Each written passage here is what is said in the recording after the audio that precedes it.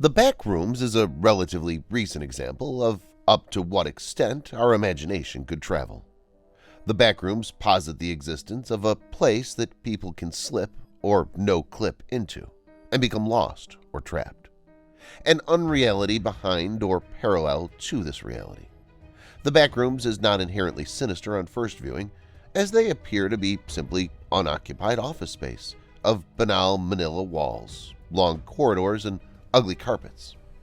But soon the reality collapses, and you find what's behind those long walls.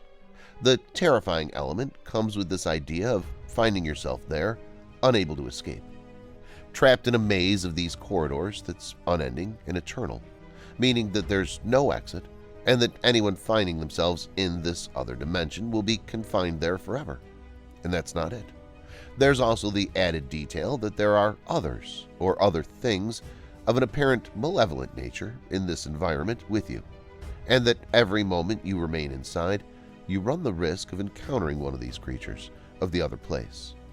The Backrooms mythos evolved from an ekphrastic exercise, that it was a response to a piece of art inspired by a single image. On May 12th of 2019, the original Backrooms image of a corridor with an oppressively bright strip light, manila walls, and no furniture was posted. The image seemed a little unsettling, or which just felt a bit off. The image had initially been posted on a discussion platform about cursed images anonymously, almost a year earlier, with no accompanying text. This is the first known posting of the image itself. Neither the identity of question poser or the person who responded with this image in the 2019 posting is known, but we do know that it was from this posting that the Backrooms mythos was born, with a brief explanatory text with it.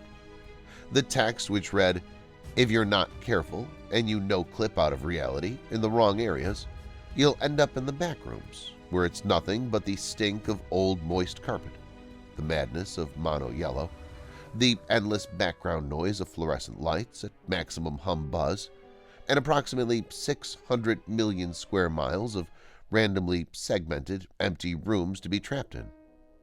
God save you if you hear something wandering around nearby, because it sure as hell is calling you." The initial pairing of text with the image is interesting in a number of ways. Firstly, it claims knowledge not only of the dimensions, but the features of this place. It also suggests the idea that something in this setting would hear you, given the impression that you're not alone.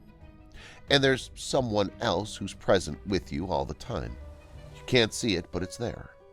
Isn't that scary? Following this, the image of the backroom with the text blew the idea of the backrooms quickly and spread everywhere.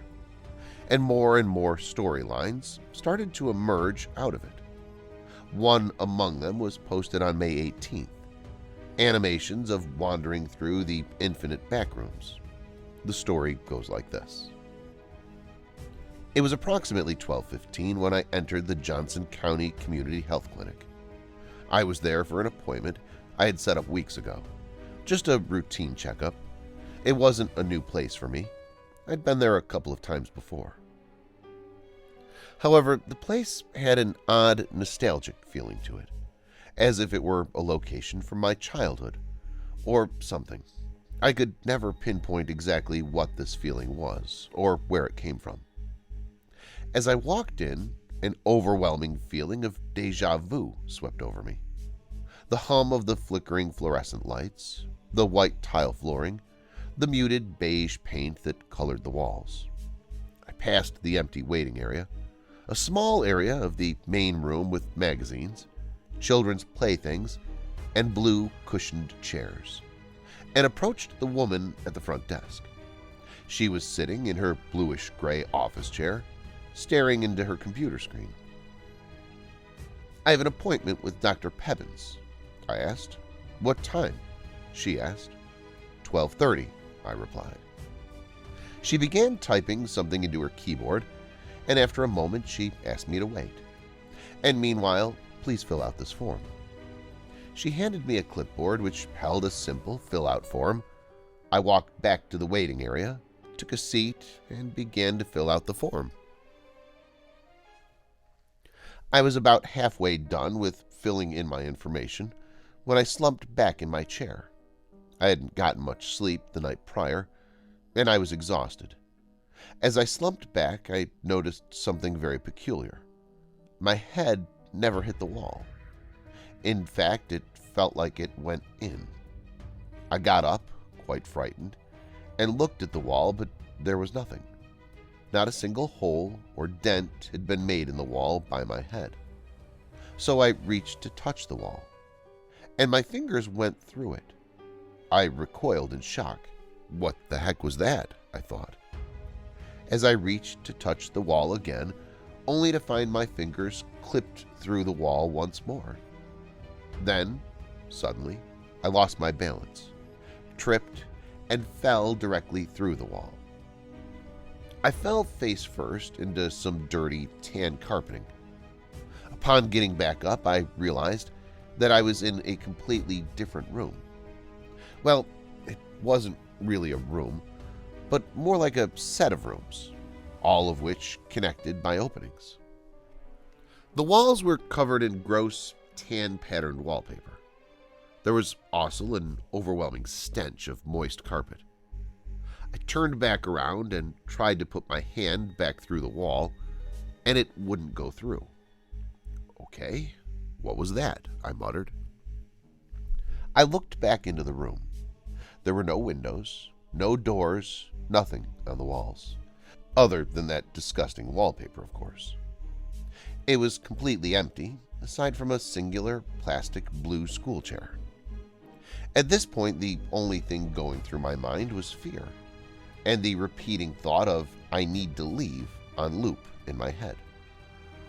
I started running through the rooms, desperately trying to find an exit, but to no avail. There was no exit. Was this my permanent location until I died? No, there had to be a way out. I wasn't just going to be left here, right? Eventually, someone would notice that I was gone, but nobody did. Then, in the distance, I heard footsteps, but not those of a human's, at least not a normal human. Alongside the footsteps was a gurgling snarl, like that of an angry animal. I began to run. I ran as fast as I could from whatever it was approaching me. I didn't want anything to do with it. I ran for what seemed like forever, but I was always back in that same room I started in. I don't know how. At least, it looked like the same room. Not that I could tell them apart. So I sat down, defeated. A feeling of dread filled my body. As I started to cry, I was going to die here. And I'm still here. I haven't left. I've accepted my fate. In fact, I can actually hear footsteps now all the time. And I still wonder who that is. And that was today's story, guys. Comment and let me know how'd you like it. And please subscribe to my channel, guys, if you want to see more Draw My Story horror videos like this one. Till then, bye.